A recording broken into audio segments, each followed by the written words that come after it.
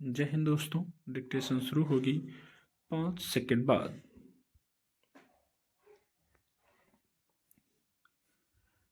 बांग्लादेश में सत्ता पलट के बाद जिस तरह वहां रह रहे हिंदू अल्पसंख्यकों और उनके पूजा स्थलों पर हमले लगातार बढ़े हैं, उसे लेकर भारत सरकार की चिंता स्वाभाविक है। हालांकि अंतरिम सरकार के मुखिया के रूप में नोबेल पुरस्कार विजेता मोहम्मद यूनुस ने जिम्मेदारी संभाली तो उम्मीद बनी थी कि वहां स्थितियां कुछ बदलेंगी, मगर ऐसा होता अभी तक नजर नहीं आ रहा। 2 दिन पहले भी ढाका के एक इस्कॉन मंदिर में तोड़फोड़ कर आग लगा दी गई। इस संगठन से जुड़े एक सन्यासी को वहां की पुलिस पहले ही देशद्रोह के आरोप में सलाखों के पीछे डाल चुकी है। इन घटनाओं को लेकर भारतीय आमजन में भी खासा आक्रोश नजर आने लगा है। जगह जगह विरोध प्रदर्शन हो रहे हैं। इस स्थिति में भारत सरकार ने विदेश सचिव को ढाका भेजने का उचित फैसला किया है। बांग्लादेश सरकार ने भी भारतीय विदेश सचिव की यात्रा को लेकर उत्साह जताया है। उम्मीद की जा रही है कि इस यात्रा से वहां हिंदू अल्पसंख्यकों पर हो रहे हमलों को रोकने का कोई कारगर रास्ता तलाशने में मदद मिलेगी।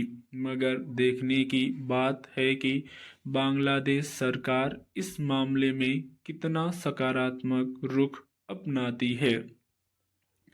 हालांकि हिंदू अल्पसंख्यकों पर हमले का सिलसिला कोई नया नहीं है।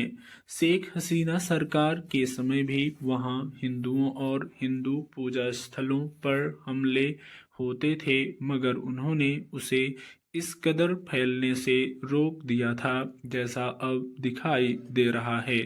मोहम्मद यूनुस ने सत्ता की बागडोर संभालने के साथ ही विश्वास दिलाया था कि वे अल्पसंख्यकों पर किसी भी तरह की ज्यादती बर्दाश्त नहीं करेंगे, मगर हकीकत यही है कि उनका प्रशासन ऐसे हमलों और हिंसक घटनाओं को रोकने में विफल साबित हो रहा है।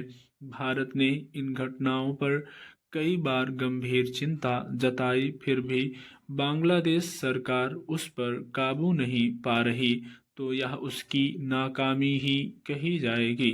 भारत और बांग्लादेश के बीच बहुत पुराने और सौहार्दपूर्ण संबंध रहे हैं। हालांकि विभाजन के बाद वहां से हिंदुओं को बाहर निकालने का बड़ा अभियान चला था, मगर वह ऐसे कटु वातावरण में नहीं हुआ था जैसा अब देखा जा रहा है। अगर बांग्लादेश सरकार अपने नागरिकों के इस नफरती अभियान को रोकने में गंभीरता नहीं दिखाएगी तो दोनों देशों के रिश्तों पर बुरा असर पड़ेगा। किसी भी लोकतांत्रिक सरकार से अपेक्षा की जाती है और यह उसका फर्ज भी है कि अपने यहाँ रह रहे अल्पसंख्यक समुदाय के लोगों को हर तरह से संरक्षण दे। भारत सरकार ने शेख हसीना को अपने यहाँ शरण दी तो वह उसका फर्ज था।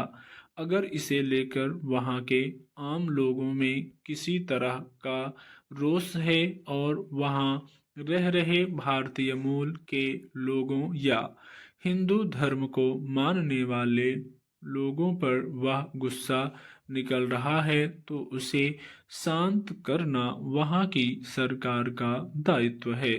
अगर धार्मिक विद्वेष की वजह से ऐसे हमले हो रहे हैं, तो यह वहां की सरकार के लिए अधिक चिंता का विषय होना चाहिए, इसलिए कि धार्मिक आधार पर की जाने वाली घटनाओं पर चुप्पी साध लेना किसी भी लोकतांत्रिक सरकार की निशानी नहीं मानी जा सकती।